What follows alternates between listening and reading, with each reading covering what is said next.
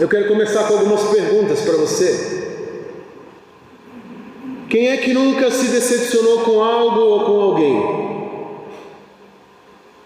Até porque na mesma proporção que são as nossas expectativas sobre algo ou sobre alguém, também são as nossas decepções ou as nossas frustrações. O mesmo patamar que você eleva as suas expectativas é o mesmo patamar quando você se decepciona com aquilo ou com alguém. Essas frustrações, essas decepções, elas vêm na mesma medida que você depositou as suas expectativas nela. Quem nunca quis parar ou desistir por causa de algo ou de alguém, ou até mesmo por causa de si mesmo, por causa dos seus próprios erros, dos seus pecados, ou até mesmo, como eu disse, por causa das suas dores, das lutas que você enfrenta? Quem é que nunca questionou a Deus por estar se sentindo sozinho ou sozinha? E quem é que nunca se sentiu sozinho ou se sentiu sozinho? Eu não vou pedir para levantar a mão, porque talvez nem todos tenham essa disponibilidade, disposição de falar assim, de abrir o coração para dizer assim, eu já me senti sozinho, eu já me senti sozinha. Bom, é um fato de que nós somos expert em dar sempre uma ótima desculpa para os nossos problemas, os nossos erros. O texto fala, quem nos separará do amor de Deus? E aí ele cita várias situações que possivelmente, pelo menos uma delas, eu posso dizer de que você já enfrentou na sua vida. Mas como eu disse, nós somos expert em dar sempre uma ótima desculpa para os nossos problemas. Romanos capítulo 3, versículo 23. Não é um alerta no versículo, mas é um fato. Ele nos afirma dizendo assim, porque todos pecaram e estão destituídos da glória de Deus. Algumas das definições sobre estar destituído é se pôr à parte, é desunir, é apartar-se. E uma das definições que eu li que eu achei muito interessante também foi fazer uma escolha, porque todos pecaram e destituídos, ou seja, fizeram uma escolha em relação à glória de Deus. Fazer uma seleção, se colocar a uma certa distância ou se afastar. Outra definição que eu achei muito legal foi impedir uma união. Olha que interessante.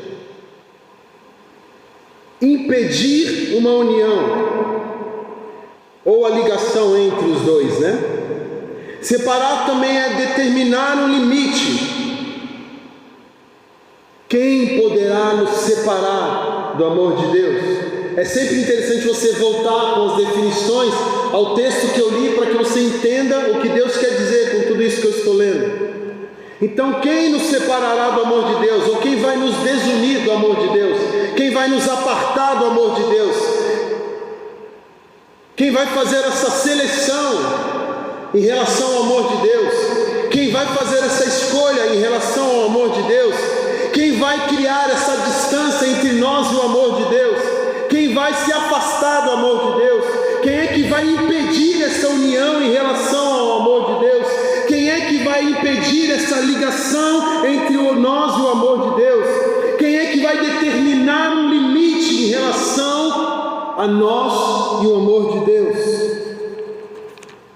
Quando você coloca uma cerca, um muro num terreno, você está demarcando um limite, você está separando, você está mostrando até onde você pode ir, o seu vizinho também pode vir.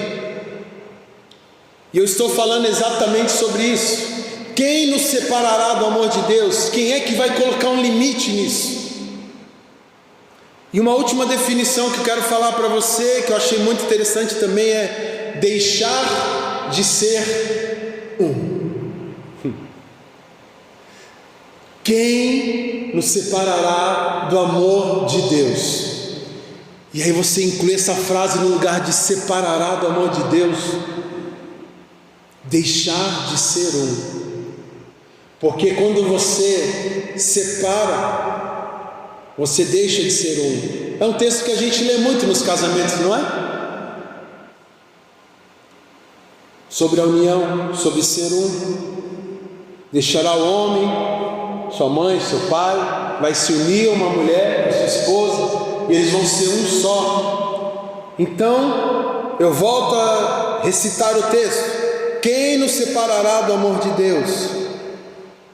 Quem nos fará deixar de ser um com Ele? Como eu li em Romanos, capítulo 3, versículo 23, né? Foi isso? O texto fala de que todos pecaram.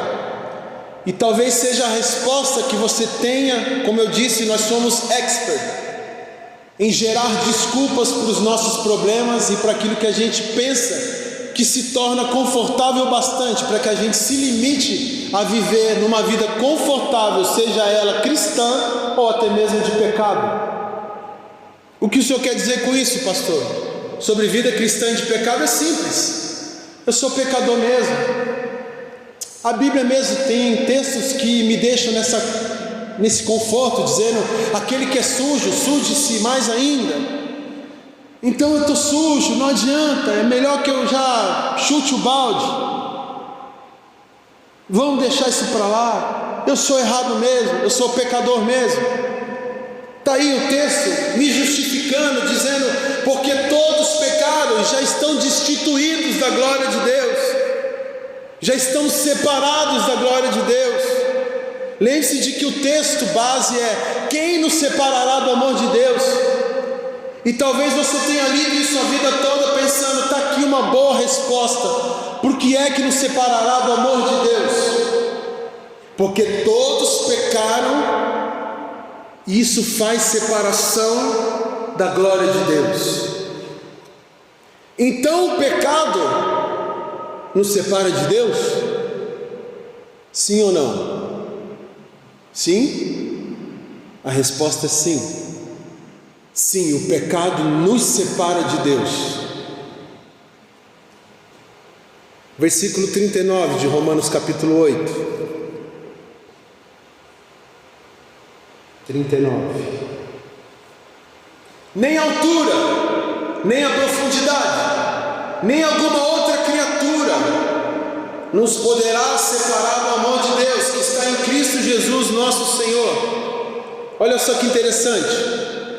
O texto base diz de que nada nos separará, mas Romanos 3 diz de que existe uma coisa que nos separa de Deus, nos destitui, cria um limite. E eu volto a perguntar: então o pecado nos separa de Deus, sim ou não? Sim. Mas existe uma coisa que o pecado não consegue separar. E aqui vem a explicação do texto base de Romanos 8. Quem nos separará do amor de Deus? O pecado nos separa de Deus? Sim.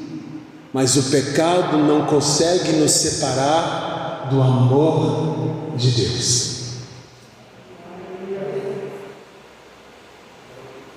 O pecado nos afasta de Deus, mas o pecado não consegue nos afastar do amor de Deus. O salmista Davi escreveu assim no Salmo 139, versículos 7 ao 12. Vamos ler. Salmos 139, do 7 ao 12. Para onde me irei do teu espírito, ou para onde fugirei da tua face? Se eu subir ao céu, lá tu estás. Se fizer no inferno a minha cama, eis que ali estás também. Se tomar as asas da alva, se habitar nas extremidades do mar, até ali a tua mão me guiará e a tua destra me susterá. Se disser de certo que as trevas me encobrirão, aqui está falando de pecado, então a noite será luz à roda de mim. Nem ainda as trevas me encobrem de ti, mas a noite resplandece como o dia. As trevas e a luz são para ti a mesma coisa. Davi estava dizendo algo aqui que faz associação a Romanos capítulo 8. E ele estava dizendo assim: não importa se você está vivendo o ápice da sua vida cristã com Deus na terra, ou até mesmo na maior profundidade dos poços dos seus problemas e dos seus pecados. Os nossos pecados nos afastam de Deus, mas nada tem o poder de afastar o amor de Deus em nós. E o mais interessante de pensar é de que a Bíblia diz de que Deus é amor. Ou seja, vou traduzir mais uma vez esse texto para você: os nossos pecados nos afastam de Deus, mas nada tem o poder de afastar Deus de nós. Você pode dizer amém? Mas eu olho para dentro de mim e me vejo incapaz de receber esse favor. E a Bíblia chama isso de graça. Graça de Deus. Favor não merecido. E que favor foi esse? Como o texto disse, os textos que nós lemos, foi o próprio Cristo quem pagou essa conta, para que nós pudéssemos ter acesso ao que chamamos hoje de graça. Romanos capítulo 5, versículo 20 diz assim, é um texto muito conhecido. Romanos capítulo 5, versículo 20: veio porém a lei para que a ofensa abundasse, mas onde o pecado abundou, superabundou a graça de Deus. Ou seja, aonde o pecado abundou, vai transbordar a graça de Deus em nome de Jesus. Você pode dizer amém? Pois é, irmãos, você que vivia pensando nas desculpas certas, para o momento certo, para viver na sua comodidade de erros, de pecados, ou até mesmo no conforto da sua vida cristã, pensando assim: poxa vida, mas eu sou pecador. Pois é, querido, você é o terreno perfeito para que superabunde a graça de Deus na sua vida. Eu disse há uns tempos atrás aqui, eu não sei quem estava ministrando louvor, se era Lola ou se era Paula, e disse assim sobre viver aquilo que se diz, acho que foi a Vivi, né? Que falou sobre viver aquilo que está cantando. Eu já ouvi de que eu não vivo o que eu prego. Eu já ouvi. Isso foi tão bom para mim, porque eu fui buscar em Deus o que precisava mudar dentro de mim ainda, aquilo que precisava ainda ser transformado, aquilo que ainda precisava mudar dentro de mim. E sabe quando eu busco isso? Todos os dias. Porque todos os dias temos algo a mudar dentro de nós. Sabe por quê?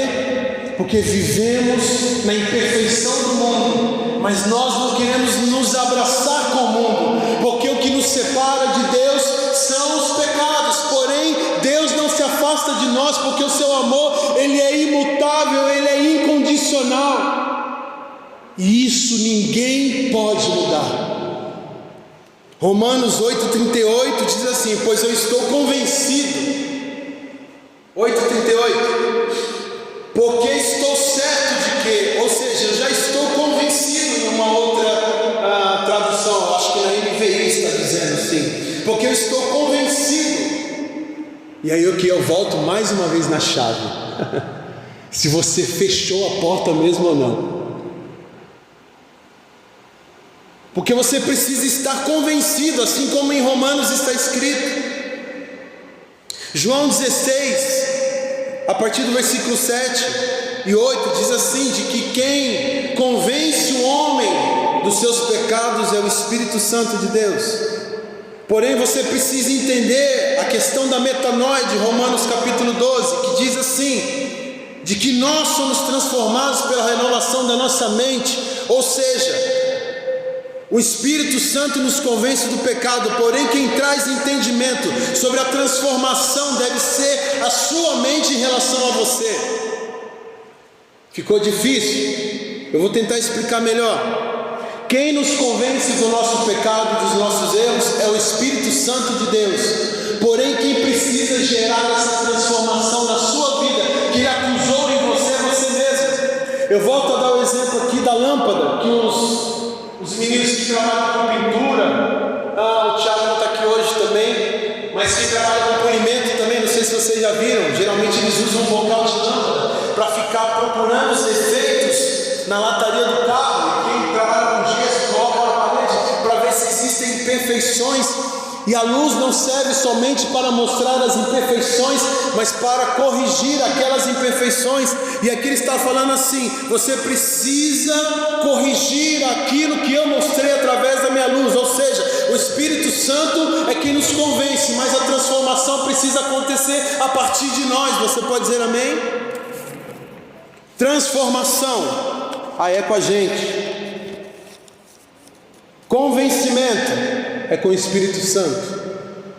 Ele nos convence do pecado, mas a escolha de não viver mais no erro tem que ser sua, tem que ser minha. Quem é que nunca ouviu falar no texto de João 3,16? João 3,16 fala de um amor que está disponível, de um amor que está à sua disposição. Assim como o amor de Deus está disponível, a sua luz também está. 16. Porque Deus amou o mundo de tal maneira que deu seu Filho unigênito, para que todo aquele que nele crê não pereça, mas tenha a vida eterna. Próximo.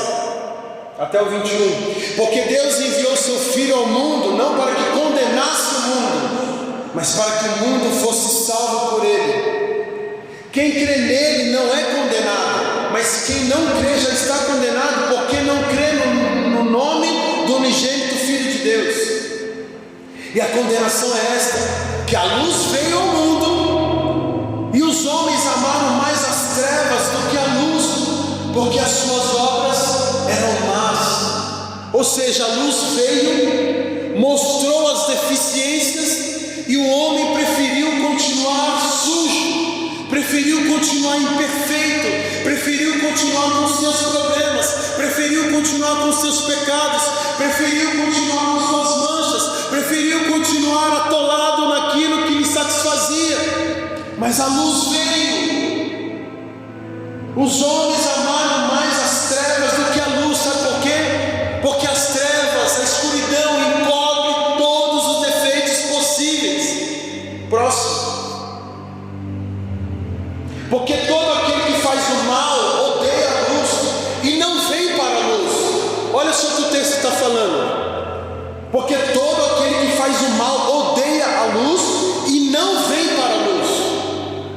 Aqui está falando de você estar disposto a se deslocar até a luz, e não a luz vir até você. Eu disse isso um outro dia para alguém. Eu nunca vi o poste ir até as pessoas. Geralmente quando alguém falta luz em casa, a primeira coisa que ela faz é o quê? Vai lá, abre a porta, vai ver se tem luz na rua, não é assim? Vai atrás do quê? De luz. Eu nunca vi o poste na casa de ninguém. E o texto está falando exatamente isso. Porque todo aquele que faz o mal odeia a luz e não vem para a luz. Ou seja, não é a luz que tem que ir até você, mas é você que tem que ir até a luz. Mas em que sentido, pastor? No sentido de que você precisa entender de que existem coisas em você que somente a luz de Deus vai identificar. E que bom que a gente ouve essas frases, como eu disse que eu ouvia um tempo atrás, como a Vivi disse hoje na hora do louvor. Eu queria que você levasse isso para sua casa também. Como ela disse, Deus hoje trouxe canções para ministrar nós aqui sobre aquilo que nós falamos, cantamos, se isso é realmente verdade na nossa vida. Quer saber se é verdade ou não? Coloca uma luz. Quer saber se tem defeito? Coloca uma luz. Quer saber se tem imperfeições? Coloca uma luz. Coloca ela dentro de você. Coloca ela dentro de você. Volta aqui no texto que a gente estava lendo. Porque todo aquele que faz o mal odeia a luz e não vem para a luz, para que as suas obras não sejam reprovadas. Por que ele não vem para a luz?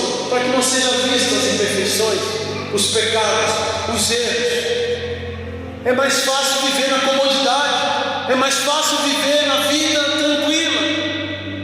Lembra da canção antiga, pastor Fábio? Calmo, sereno e tranquilo, sinto descanso nesse viver. Próximo.